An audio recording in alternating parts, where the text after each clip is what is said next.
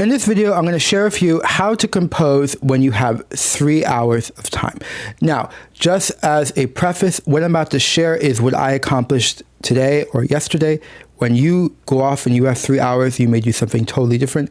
When I do the next 3-hour session, it's going to be totally different. But I'm hoping that you can kind of observe the process and maybe it'll be informative. All right, so I have 3 hours to spend on composition because I have a deadline coming up and I gotta get it done. It's my opera ballet Salambo. It's my first children's choral fugue. Gotta get done. So I'm doing 3 hours. Very expensive. So I divide my time up. The first thing I do, okay, and to make it simple, I said 1 hour for preparation and then 2 hours for action. Now, something you should know for me, when I compose, I also sometimes take breaks because my head gets cluttered, okay? But do as you like, okay? So 1 hour for preparation and 2 hours for action. So what is preparation? Preparation is you're kind of reviewing what you did the previous day. You're making a plan. You're setting goals. You're reviewing the material. You're kind of just envisioning in your head how it's going to go. You're structuring. Okay, 2 hours is a lot to fill. So are you just going to just improvise it, or are you going to are there certain sections you want to work on? Maybe you're going to work on the ending. So that is what the preparation is. It's what I call warm composition because you're warming up. Okay, it's like a warm up. When don't have time, like I only have 20 minutes, 30 minutes to compose, then sometimes I do cold composition where you boom, direct. But even cold composition, there's always a little bit of prep somewhere, okay? All right, so let's focus in this video on the preparation. So the first thing I did is I copied and organized my notes from the previous day. So something you should know, I have a composition journal, and in it, I don't know where it is. Okay, for the piece I'm working on, I have a different one for every piece. And what I do is at the end of my composition session, I put a summary of what I accomplished, kind of 2 or 3 accomplishments, and then I say what my next actions should be. This really, really helps because you will be surprised at how quickly you forget things. Okay, you're not going to forget the piece, but let's say you compose in the morning, and then you only have time to compose in the morning. By the time you get to the next morning, you'll forget, well, what did I work on?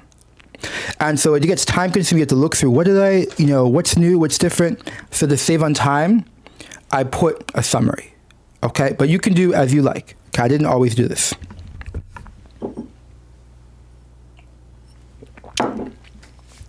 So I looked at my summary and I had some recommendations, okay? And these recommendations have been done anticipating that I would have a 3-hour session. So I took the first hour of the 3-hour session to prepare, to rewrite it, to think about it, because I want those 2 hours to be boom, boom, boom, boom, boom, golden. So here is what I wrote.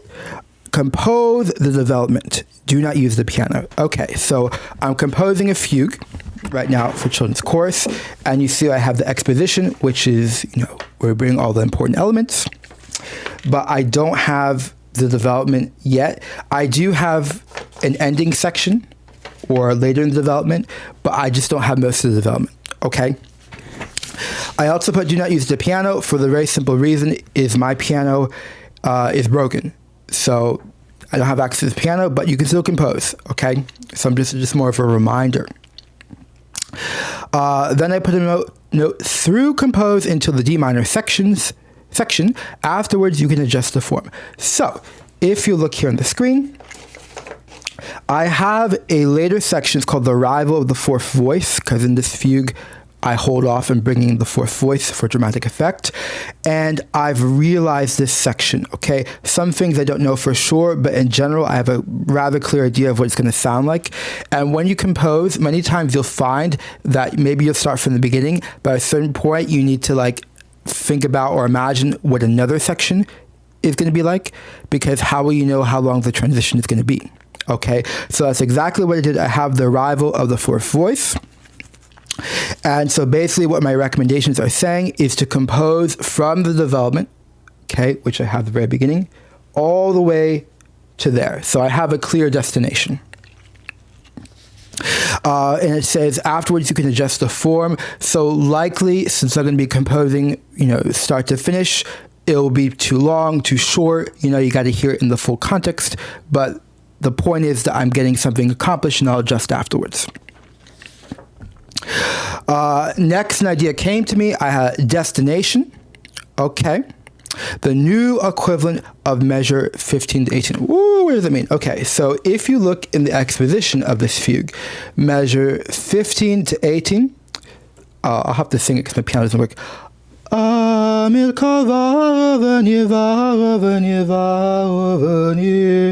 That's kind of like this new melody I brought in the, what we call the divertissement.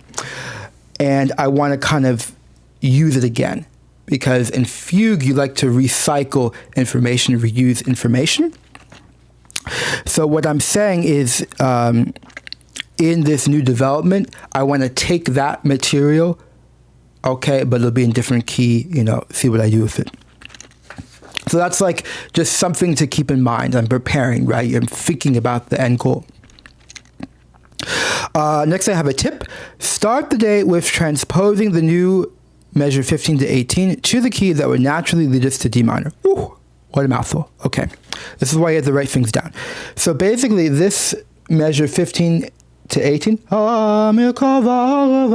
okay, I want to reuse that material in the development, okay? And what I want to do, which is very fugue sneaky, is I want it to lead me to the D minor section. So you see here, I have an arrival. Okay.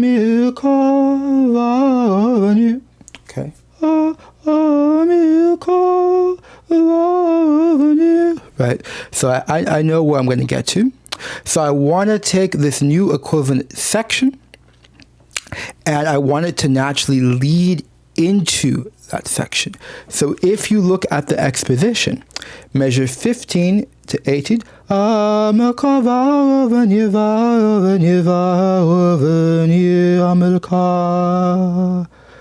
okay, it leads us into the new key, which is B minor.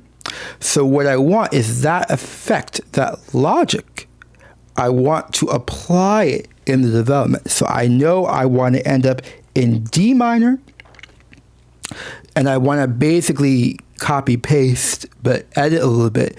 So I have to know what key does it have to be in. So if you look here in the original, it's an A major. Okay, it feels like it's in major, then it modulates, and we end up to B minor. So I go from A major to B minor. And I know for this arrival of the fourth voice, I will be in D minor. So then I figure out that I need to have this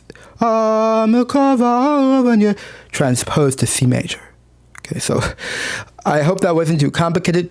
Maybe this only makes sense to me. Let me know if you're confused. But this is, I'm just trying to show you the reasoning process of how you're going to compose. And this is a fugue, so it's a lot more complex than, ordinary composition.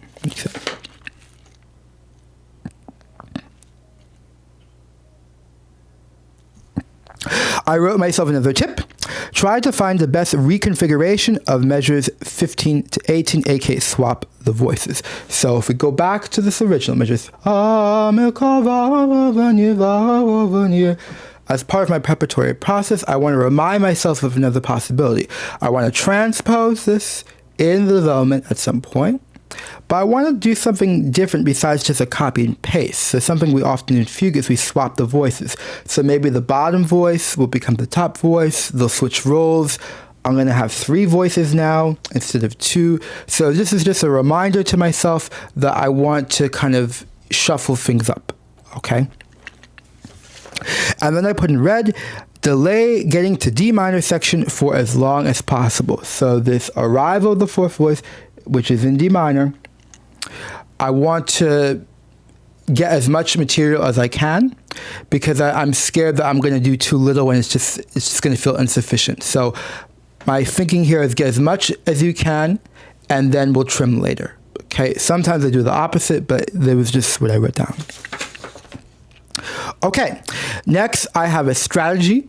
All right, and just something to keep in mind if you do have a 3-hour session, very awesome, and you do your preparation, it'll always be different. It will never be the same. Some of these elements, getting a destination, getting a strategy, you'll always have, but it'll always be different.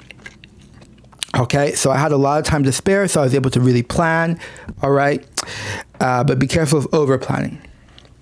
So strategy. Compose the ending into D minor, aka the new measure 15 to 18, first, and its transition measure. Oh, what does it mean? So we go back to the exposition, this measure 15 to 18. And I want to take this and we're going to, put it in the new key because I want to recycle information. But I had a warning. Compose the ending to D minor first, okay? And its transition measure. So I have, and notice here at measure 19, right? There's kind of one measure of transition, okay? This is a reminder to myself to make sure that I include that. So we're working kind of backwards and ahead, shall we say. I don't know if that makes any sense. Next, a tip came to me. Try developing the melody from measure 15 to 18. So we're seeing a theme, okay? I'm lasering in. Originally, the goal was to work on the development. That still is the goal. But it's like measure 15 to 18 is kind of my starting point, okay? So try developing the melody from measure 15 to 18 into something larger for the development. So notice that it was very quick.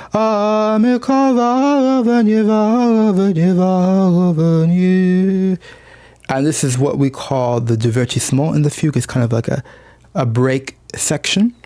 But what came to me as I was preparing, new thoughts will come to you, I urge you to write them down, is it would be cool if in the development section, instead of it being so short, that it becomes its own more complete idea. May not work out, okay, but it's just I have some ideas to play with so that, when I'm composing, I was like, oh, try this out, there's lots to do. Or maybe it's better to have less to do. So I want to look into that. Then I was feeling like, okay, I'm pretty much feel ready, and this is about 20 or 30 minutes, so really good on time. And I asked myself, is anything missing, right? Because when I get to the 2-hour session, I want to be boom, boom, boom, boom, boom. I want to be organized. I want to be just boom. I want to be composing. I don't want to be second guessing things. I want to have some kind of structure. Sometimes I do throw out the structure, but it's nice to have some kind of structure to fall back on. Okay, so is anything missing? All right, then a tip came to me. For first half of development, try getting the melody plus the bottom voice. So we focus so much on the second half of the development, right? Which I want to transpose to C major because it'll lead itself naturally to D minor. But I still need the first part of development. I have some ideas, but it's not totally vague. And so a tip was to think of the melody, okay? To really try to get the melody. I find this especially in fugue, it's important to think this way because fugue can feel so systematized that we forget about just the natural way of hearing. It's like, oh, what is the melody, right? So this is more a reminder to myself. First half development, try getting the melody plus the bottom voice, aka outline the harmony. Okay, now when you compose your own piece, especially if it's on a fugue, maybe you'll operate in a different manner. This is not the Bible. I don't think this is the only way, but it's how I compose at the moment. So I thought I would share it. Then I asked myself, okay, is there anything else? Right, I want to be totally prepared. I want action, action, action, action. And then a resolution came to me. For action time, aka the 2 hours, hide this paper. Why would I do that?